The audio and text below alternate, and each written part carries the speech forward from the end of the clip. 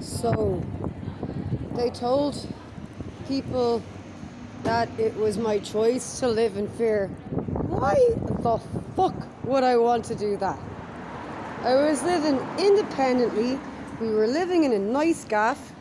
They offered to sell it to me outright, to have the legal deeds for it, paying only my rent allowance check every month, continuing to pay my rent allowance check every month, and the rent would never go up.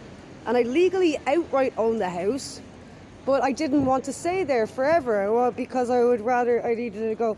It was only supposed to be for a few years, because I don't want to live in an urban environment. I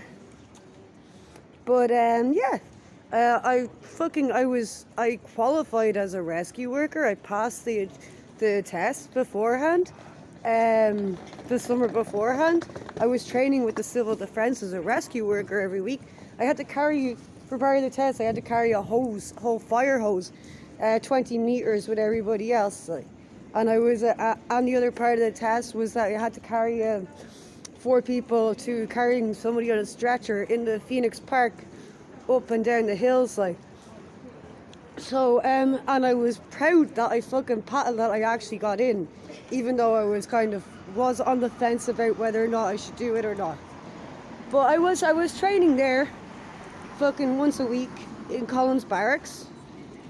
In September, I got into dance college. I passed the audition and got into dance college as well. But it was full time, and Foylan was only a year and a half old. It was all the way in Sallynoggin. We were living in East Wall. I had to get 3 buses. Would have to get 3 buses to get there, basically, or at the Dart, and they had no places in the creche. But I asked them. I told them I wouldn't be able to do it because there was no places in the creche. Therefore, there was no way it was going to happen. But they let me do a sample week. Do the sample week. I got Pauline to mine Foylan. I did the sample week. I loved it. It was brilliant. And I flew a plane that summer as well for the first time. Private plane.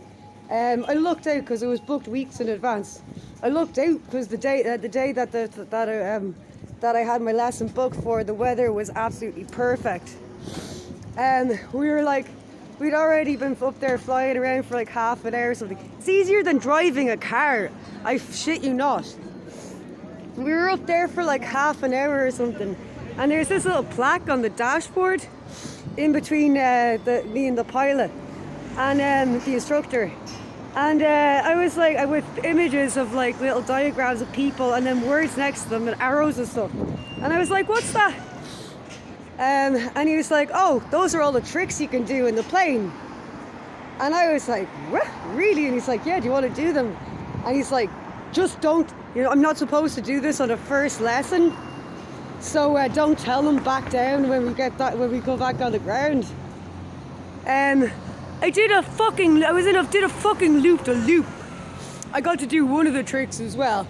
And then on one of the other things he did, he got his mobile phone and he put it on the armrest that was in between us thing.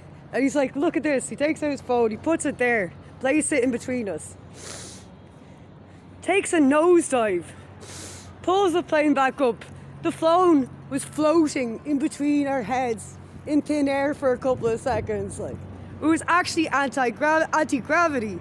Why the fuck would I want to live in the fear? Choose to.